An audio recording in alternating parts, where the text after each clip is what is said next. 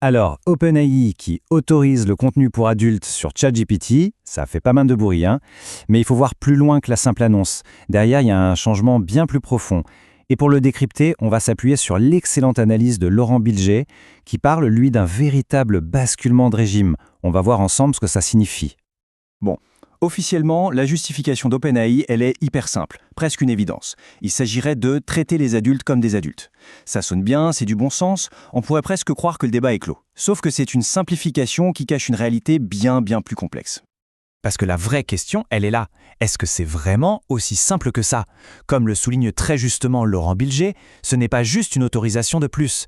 C'est un changement de paradigme complet sur la façon dont l'IA est pensée, dont elle est financée et dont elle va s'intégrer dans notre vie intime. Alors, allons-y.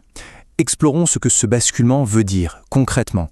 Qu'est-ce qui se passe quand une IA utilisée par des centaines de millions de personnes dans le monde décide d'intégrer officiellement la sexualité, non pas en marge, mais au cœur de son fonctionnement?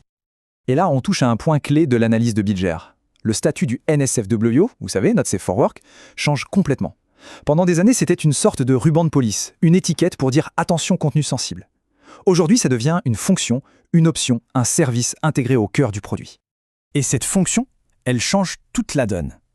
Le NSFW n'est plus l'accident de parcours qu'on essaye d'éviter, non. Ça devient une catégorie d'usage à part entière. Et ça permet de faire quoi? De trier les utilisateurs, d'enregistrer leurs conversations les plus privées et, évidemment, de faire du désir humain une nouvelle source de revenus. Mais en fait, pour vraiment saisir l'ampleur du truc, il faut faire un petit retour en arrière. Et c'est là que le travail de Laurent Bilger est super intéressant. Il montre que la sexualité a toujours été un moteur d'innovation technologique. C'est souvent un moteur caché, mais il est bien là. Ce n'est pas du tout un phénomène nouveau. Regardez cette chronologie, c'est limpide. La VHS qui gagne contre le Betamax, c'est en grande partie grâce à l'industrie pour adultes. L'explosion des paiements sécurisés sur Internet, pareil.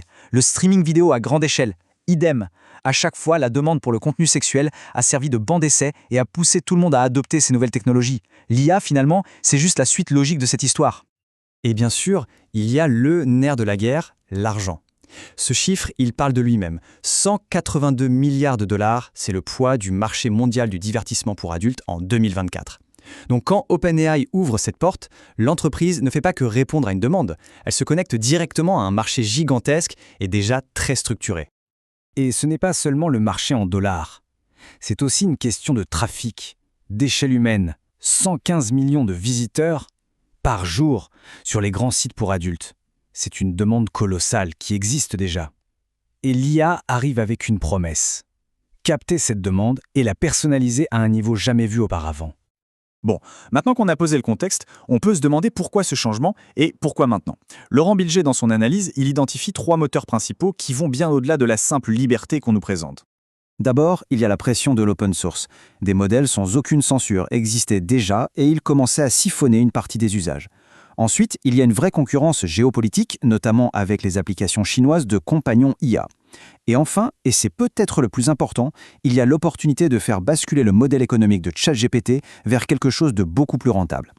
Ce tableau, il est parfait pour visualiser le jeu d'échecs stratégique. OpenAI se place où exactement? Eh bien, pile au milieu.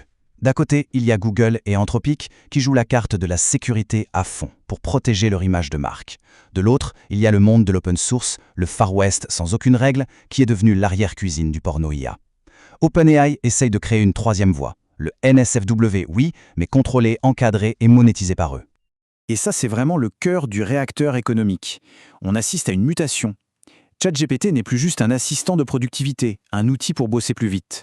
En intégrant le NSFW, il se transforme en une infrastructure de relations, en plateforme de divertissement, et dans ce nouveau jeu, les interactions intimes, affectives, sexuelles, eh bien, ce sont les plus engageantes, et donc les plus faciles à vendre. Et là, forcément, ce changement de modèle nous amène à des questions beaucoup plus profondes, des questions de pouvoir en fait. Si une entreprise privée peut moduler, analyser et monétiser nos désirs, qui fixe les règles du jeu? Au fond, qui gouverne nos fantasmes? Et cette phrase de Laurent Bilger, elle résume tout. C'est hyper puissant. On assiste à un déplacement du pouvoir. La morale sexuelle, la norme, ce n'est plus l'État ou les institutions religieuses qui la définissent, ce sont les conditions générales d'utilisation et les algorithmes opaques d'une start-up de la Silicon Valley. C'est une privatisation de la gestion de l'intime. Et attention, cette nouvelle gouvernance a ses propres règles, assez subtiles. L'analyse de Bilger met très bien en lumière cette grande différence. Le texte érotique, c'est oui. L'image pornographique, c'est non. Pourquoi ? La raison n'est pas du tout morale. Elle est purement pragmatique, juridique et technique. Le texte, ça reste de la fiction, c'est abstrait, c'est facile à contrôler. Une image, même fausse, ça touche à la question du corps, du consentement, et le risque de scandale et de procès est beaucoup, beaucoup trop élevé. Alors, quelles conséquences ça peut avoir sur nous, sur notre vie intérieure? Là, ça donne un peu le vertige.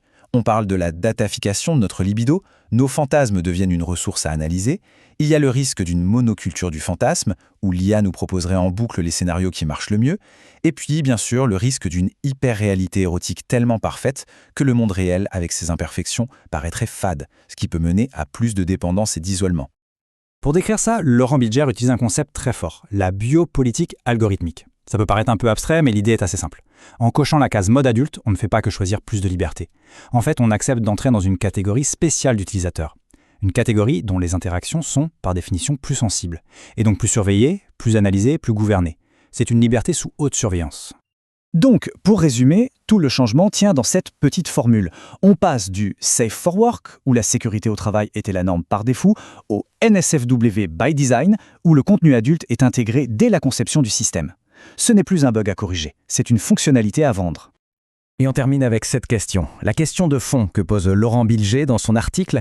Après nos données de navigation, notre attention, nos relations sociales, est-ce que notre monde intérieur, nos pensées les plus intimes, nos fantasmes, est en train de devenir la prochaine grande ressource à extraire et à exploiter ?